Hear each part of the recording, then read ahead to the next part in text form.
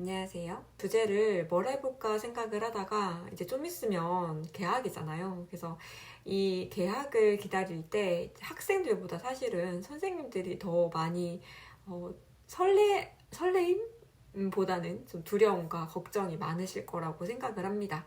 그래서 새학기 맞이해서 특히 이제 좀 예민하시거나 민감하신 선생님들이 아마 계실 거예요. 이런 사람들은 학교에서 어떻게 살아남아야 할까? 저의 경험에 빗대어서 한번 얘기해보자 합니다.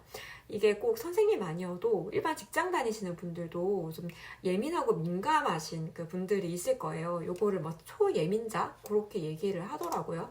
그래서 제가 초예민자, 초민감자의 특징을 보니까 깊은 정보 처리. 그러니까 좀 더 생각이 깊고 좀 사소한 것도 되게 신중하게 결정을 내리고 철학적인 의미를 찾고자 하고 또 과도한 자극에 좀 예민하고 그리고 감정 반응이나 공감 능력이 좀 더 이제 뛰어나고 그리고 사소한 자극도 잘 감지하는 사람을 초민감자라고 하더라고요. 저도 아마 이런 특징을 좀 가지고 있었는데 이런 특징을 가지고 계신 분들은 어떤 단체가 계속 같이 생활하는 학교 생활이나 또 직장 생활이 많이 힘들 거라고 생각을 합니다. 제가 그랬거든요. 그래서 이런 사람들은 어떻게 그 힘듦을 극복할 수 있는가 한번 같이 생각을 해보도록 하겠습니다. 제가 극복했던 방법은 첫 번째는 선을 분명히 하는 거였어요. 그러니까 이 초민감자들은 좀 깊이 생각하는 경향이 있잖아요. 그래서 타인이 무슨 말을 하거나 행동을 하면 거기에 대해서 바로바로 반응을 하기보다 이게 무슨 의미일까? 왜 이러는 걸까? 이까지 허락해줘도 될까? 그런 생각을 또 많이 하게 되고 또 하나 뭐가 있냐면 또 학생이라든지 아니면 타 뭐 동료 교사라든지 그 사람의 어떤 감정이나 뭐 눈빛이나 이런 표정이나 이런 거를 밖에 읽기 싫은데 그게 다 읽혀지는 거예요. 그래서 내가 지금 이런 말을 해도 될까? 아니면 나의 기준을 어디로 잡아야 될까? 이런 고민들을 많이 하게 되는 것 같습니다. 그래서 저는 이제 오랜 기간을 거쳐오면서 어떻게 했냐면 저만의 선을 정했어요. 내가 학생들에게 이거까지는 되고 이거부터는 안 되고 이런 선을 정하고 또 업무를 할 때는 내 업무에서 이 정도까지는 나의 업무가 맞고 이 이후에 나에게 요구하는 것은 좀 이건 심한 요구고 이런 선들을 정했어요. 그리고 그 선을 넘는 것에 대해서 단호하게 대처를 했던 것 같습니다.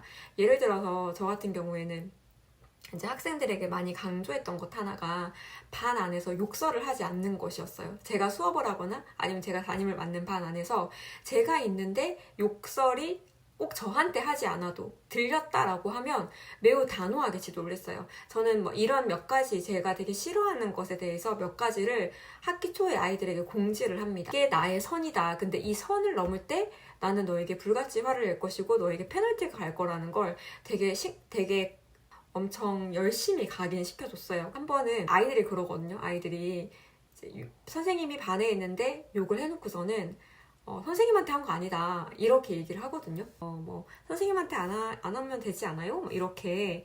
근데 이제 저는 거기에 대해서 되게 따끔하게 가르쳤어요. 그 선생님이 있는 공간에서 욕을 하는 것 자체가 이제 예의가 없고 무례한 거고, 그리고 친구들한테 했다고 해도 그 친구들한테 뭐 욕을 해도 괜찮냐. 그리고 그 사람의 말은, 그 사람의 언어는 그 사람의 수준을 보여주는 거다. 너는 네 수준을 그렇게 소개한 거다. 라고 하면서 되게 엄하게 지도를 하고, 거기에 대해서 반성문을 되게 길게 쓰게 하고, 또 이제 부모님께도 말씀을 드리고 이렇게 했던 것 같습니다. 그거 한 3월 달에 물론 아이들이 잘 까먹기 때문에 뭐 이게 한 번 한다고 되는 건 아니지만 이런 교육을, 이런 선에 대해서 명확하게 인지를 시켜주면 그게 한 3, 4월까지는 힘들고 또 새학기가 시작되는 9월 정도에도 한 번 정도 해야 되는데, 그렇게 하면 평소에는 좀 아이들이 그 선에 대해서 인지를 하고 조심스럽게 행동을 했던 것 같아요. 저의 이거는 그냥 교육 철학인데, 이 교사와 학생이 친구처럼 지낼 수 있느냐, 친구 같은 교사, 뭐 친구 같은 부모가 가능하냐라고 했을 때 저는 불가능에 가까운 거 아닐까라고 생각을 하거든요. 한때는 저도 이제 친구 같은 선생님이나 친구 같은 부모가 더 좋은 것 같다라는 생각을 한 적이 있었는데 아무래도 결과적으로 봤을 때 이 부모나 교사 같은 경우에는 내가 본을 보여줘야 되고 내가 뭔가 이끌어줘야 되는 대상이잖아요. 이 존재잖아요. 근데 그 존재가 너무 친근한 수평적인 관계가 되어버리면 이 학생이나 또 자녀는 그 이끌어주는 그 대상에 대한 신뢰가 무너지게 된다라는 걸 저는 약간 체득을 한 것 같아요. 그래서 친구라기보다는 부드러운 조언자, 부드러운 어떤 리더의 입장에서 학생들을 지도를 주로 했던 것 같습니다. 그래서 그 선을 명확하게 주는 것이 정말 중요한 것 같습니다.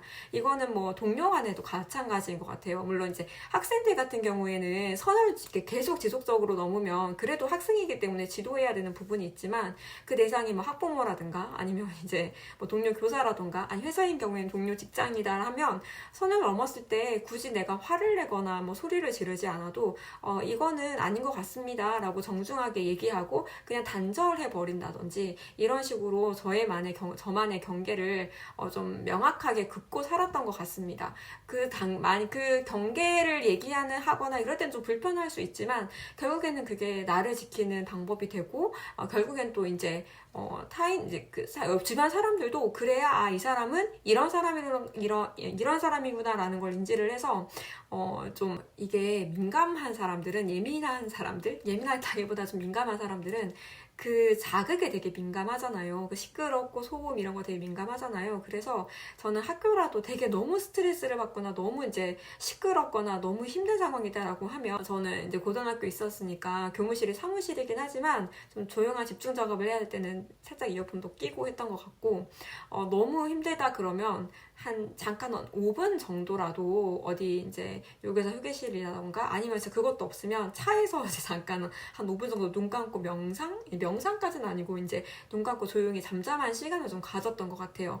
그런 걸 가지면서 약간은 분리되어 있는 그리고 이제 좀 책상이나 어떤 내가 쓸 수 있는 그런 공간들을 나만의 것으로 좀 채웠던 것 같아요. 그러니까 내가 좋아하는 무드등이 되는 뭐 가습기라던가 그런 걸 두고서 약간의 위안을 삼거나 아니면 되게 좀 조그만 화분 같은 거 있잖아요. 근데 그런 걸 기르면서 그걸 보면서 약간 힐링을 하는 거죠. 그 시간에. 그런 식으로 살짝 그 상황에서 떨어져 있는 어떤 나만의 공간이라든가 나만의 어떤 소품이라던가 그런 거를 만들었던 것 같아요. 해서 그 시끄러운 상황과 일부러 좀 나를 분리시키는 연습을 했던 것 같습니다. 그러니까 정말 힘든 일이 생기거나 아니면 이게 맞나? 이런 약간 말도 안 되는 일이 생겼을 때 이제 제가 거기에 들어가서 막 감정이입을 하기보다 그 상황 자체를 예를 들어서 뭐 이런 거예요. 제가 이제 어떤 업무를 하고 있는데 어떤 다른 선생님이 자기 업무를 저에게 막 떠넘기면서 이거 자기가 해보면 좋을 것 같아 막 이렇게 말씀을 하신다. 뭐 이런 상황이 만약에 벌어졌다라고 하면 저 같은 경우에는 이게 뭐 좋은 게 좋은 건지라고 맨 처음에 이제 초행교사 때는 그런가 보다 하고 받았는데 나중에 이제 생각을 해보니까 이게 내 일이 아닌데 자꾸 이렇게 떠넘기는 그런 소수의 분들이 있더라고요. 그래서 그러면 이 상황에서 제가 빠져나와서 제3자의 입장에서 보는 거예요. 그러니까 내가 어떤 드라마에서 이런 상황을 본다. 내가 이게 드라마다. 내 상황이 아니고 하나의 드라마다라고 생각을 하고 제3자의 입장에서 생각을 해봤을 때 그래도 뭐 내가 후배니까 어느 정도 수용할 만하다라고 하면 수용을 하고 이게 제3자의 입장에서 봐도 이거는 아니다. 이거는 불합리하다라고 생각하면 정중하게 사양을 하고 그랬던 것 같습니다. 그래서 항상 초민감자, 이거는 꼭 초민감자가 아니어도 이제 그 상황에 들어가 있으면 사람이 몰입하게 되고 그 상황밖에 보이지 않거든요. 그러면 정말 스트레스를 많이 받고 어떻게 해소를 해야 될지 모르는 상황에 빠지게 되는 것 같아요. 그래서 그럴 때는 오히려 이제 내가 제3자가 되어서 좀 약간 3인칭 관찰자 시점에서 그 사건을 보고 해석하는 그런 것도 하나의 방법이 되었던 것 같습니다. 그리고 이거는 이제 제가 정말 중요하게 생각했던 건데 마지막으로 퇴근 후에 나만의 루틴을 만들었어요. 저는 되게 저만의 스트레스 해소법으로 산책을 했거든요. 하루에 무조건 30분에서 1시간 정도는 산책을 하면서 음악을 듣고 산책을 하면서 좀 비워내는 시간을 가졌어요. 그래서 그 시간을 통해서 좀 스스로를 달래고 힐링하는 그런 시간을 반드시 가졌던 것 같습니다. 이게 뭐 가족이 있고 자녀가 있고 이런 분들은 좀 바빠서 힘드시겠지만 그런 어떤 꼭 30분, 1시간이 걸리는 산책이 아니어도 이제 되게 저녁에 씻고 나와서 간단히 얼굴 마사지를 이렇게 오일 마사지 같은 거를 하면서 이렇게 좀 잔잔하게 힐링을 한다던가 아니면 뭐 요리를 하면서 요리를 하면 그 요리에 집중을 하게 되잖아요. 그래서 그 요리에 집중을 한다거나 뭐 이런 방식으로 좀 자기를 힐링할 수 있는 퇴근 루틴을 반드시 만들어야 될 것 같습니다. 그래서 좀 그런 퇴근 루틴이 있으신 분들은 같이 공유해도 좋을 것 같은데 이런 방법들로 이제 저는 저의 그 민감한 성향을 좀 이제 좀 중화시켜가면서 직장에서 그리고 학교에서 일을 했던 것 같습니다. 그런데 사실 생각해보면 초민감자가 나쁘기만 하냐? 그건 절대 아니에요. 왜냐하면 이게 업무에 있어서 되게 섬세해야 되거나 되게 예민해야 될 때가 있거든요. 있어서는 어떤 게 강점이냐면 저는 학생들의 어떤 표정 변화라든가 그 교우 관계 변화를 되게 잘 캐치하는 성향이 있었어요. 그래서 이제 문제가 더 심해지기 전에 아이들의 문제를 미리 캐치한다던가 이제 어떤 아이가 잘못해서 혼나고 있는데 그 아이의 눈빛이나 표정이나 아니면 그 공기 이런 걸 보면 얘가 내 말을 듣고 있는지 안 듣고 있는지 대충 어떤 생각을 하겠다 이런 것까지 읽혀지는 거예요. 그래서 한 번씩 야 지금 이제 선생님이 이런 얘기를 하고 있는데 너는 이런 게 아닌 것 같아. 너는 지금 이런 식으로 다르게 이해를 하고 있을 것 같은데 그거 아니야 라고 하면 애들이 약간 그 용한 점쟁이 만났을 때 지을 것 같은 표정을 지으면서 깜짝 놀라고 막 이러더라고요.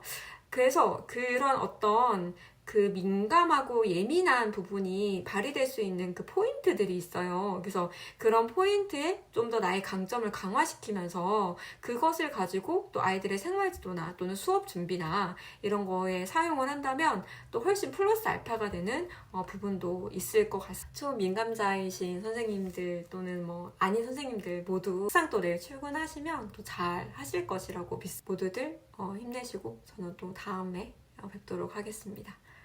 감사합니다.